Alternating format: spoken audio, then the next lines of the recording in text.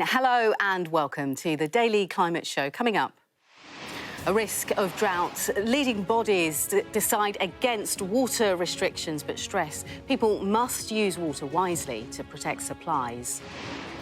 A climate disaster. More than 6,000 residents evacuate California as a wildfire the size of San Francisco rips 16 acres of land.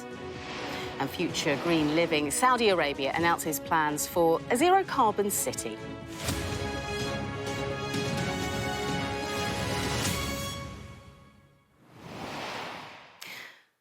Welcome to the Daily Climate Show, where we track the changes happening to our world, hear from those affected and report on the race for solutions. So, with unusually hot weather and minimal rainfall comes the serious risk of drought. It's not a common occurrence in the UK, but then it's been an unusual summer. Dry conditions and little chance of rain over the next month have prompted water companies to start putting drought plans into action, with a strong push to watch how much water we're using. And there's concerns amongst farmers that this is only the beginning. It's incredibly dry. We are seeing non-existent grass growth now, so the livestock farmers around me, near me, are having to use winter rations. What they've harvested recently, what they would feed in the winter, they're starting to dip into now because they've got no grass growth. The conditions are tinderbox dry. Our correspondent Ashna Huranag joins us now. So Ashna, how much water are we all using? Water is collected in the UK in lots of different ways, through rivers, through reservoirs and in underground sources too. But here in the UK, we use an awful lot of it. It's estimated that we actually use 14 billion tonnes of water every single day. But we don't always actually use all of it and when it comes out of our taps or in industry for that matter, because 3.17 billion litres are lost every single day due to leaks. Now, all of that supply is threatened by these hot and dry conditions that we're getting, which is why we're going to bring in and tell you about the drought stages. Okay. Now, at the moment, the majority of England, except the northwest, is sitting within what's called a prolonged dry weather spell. So we're seeing things like rivers and reservoirs being withered, and some restrictions are on the horizon potentially. That's been brought on by a very early dry spring, an early dry summer too. The Environment Agency today has called a meeting, if you like, between their national drought group to discuss preventative measures. They're looking at agreeing things like reducing the amount of water that everyone uses. If that does happen, we could see, if there is no rainfall for the next 2 to 3 weeks, the Environment Agency is saying that we could start to enter that secondary drought phase as soon as August. OK, so are we close then to a hosepipe ban? We are keeping an eye on the UK's water supply. That's not just the government, but also the Environment Agency specifically. This is a map showing England's rainfall. Now, what's key to this is that we have had the driest period between November and June since 1976. It looks like the southern, the central areas in particular are struggling the most with this. The soil is drier than usual for this time of the year. More than 75% of groundwater, those river levels in those groundwater sites are very low. There are some rivers that are exceptionally low, namely the River North Tyne, the River Cam, the River Frome, the River Avon. Those are kind of hotspot areas, really. And the Environment Agency and other government bodies are really watching those river levels because it's one of our main sources of supply. If they do start to bring in talk of drought, we may start to see things like a limit on the amount of boats or the way that boats are able to travel through rivers and canals. The water industry may start restricting non-essential domestic and commercial use of water. And lots of people are talking about the drought of 1976. Will that happen again? Yeah, the Great Drought of 1976. Many people will remember this time. I mean, how can you not? The lands were cracked, the gardens were withered. It was an exceptionally, I guess, shocking time because you're used to seeing droughts in other parts of the world. And to talk about it in the UK and to talk about it right now in the UK obviously is a huge concern. We know that the ground is warming up and the air around us is warming up, and to think about the knock-on effect is no doubt concerning. The truth is we are quite far away from reaching the scenes that we did in 1976. That's that at that time, we had a significant depletion of groundwater sites, but also the supply of water. And it happened because there was no rain from the December of that year. And the Environment Agency and people like the Met Office say, if there is rainfall within the next 2 to 3 weeks, this isn't something that we necessarily have to worry about. But the crucial thing is how much rain will fall and if it falls at all.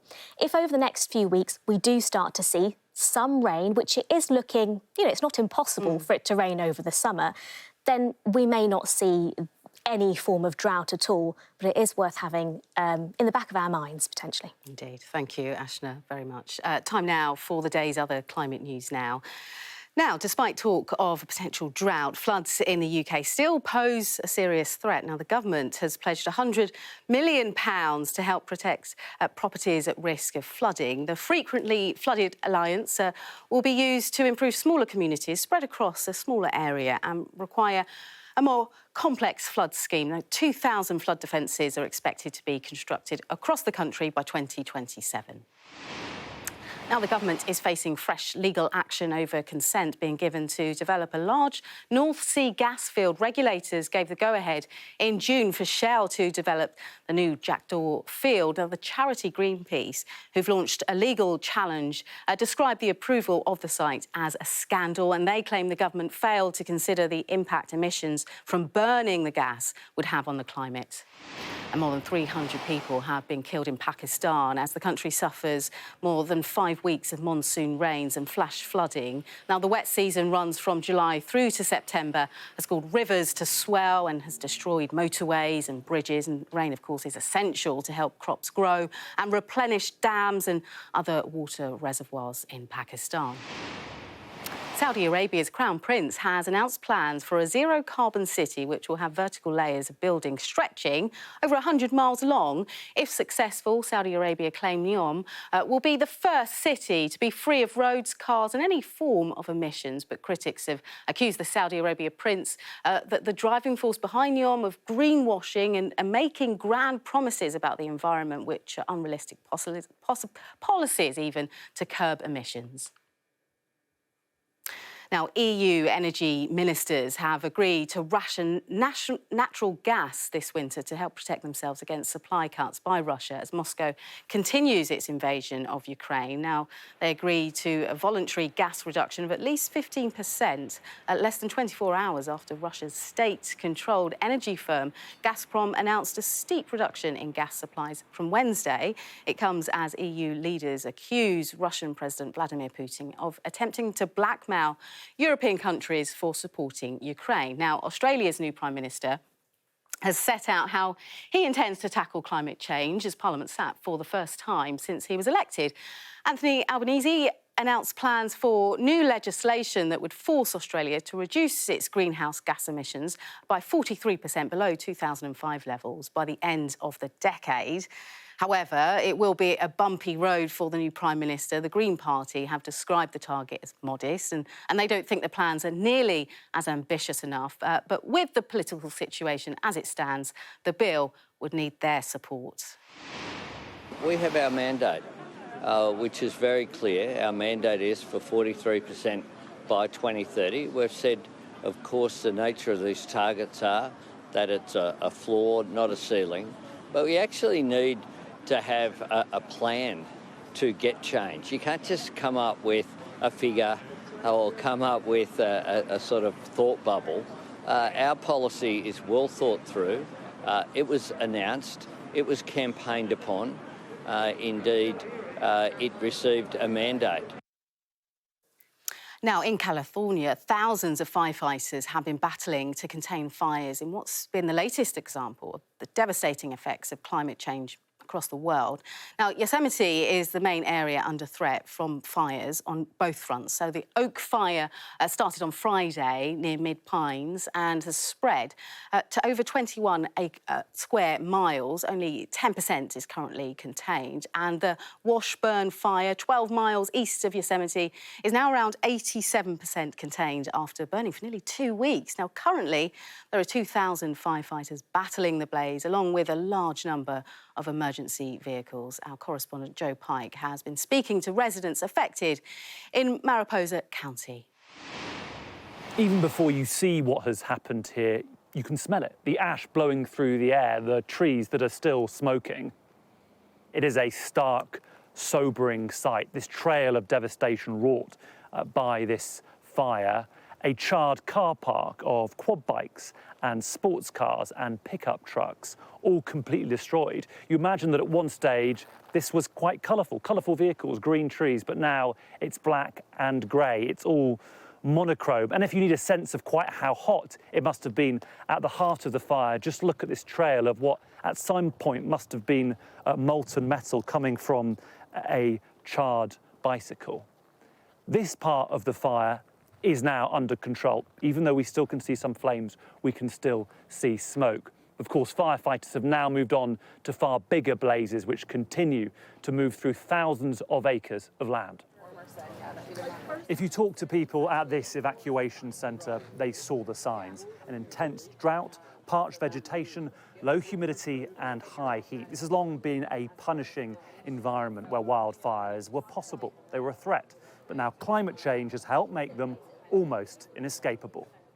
You as a family are feeling in a very real, emotive way the effects of climate change, the effects of all of our behaviour.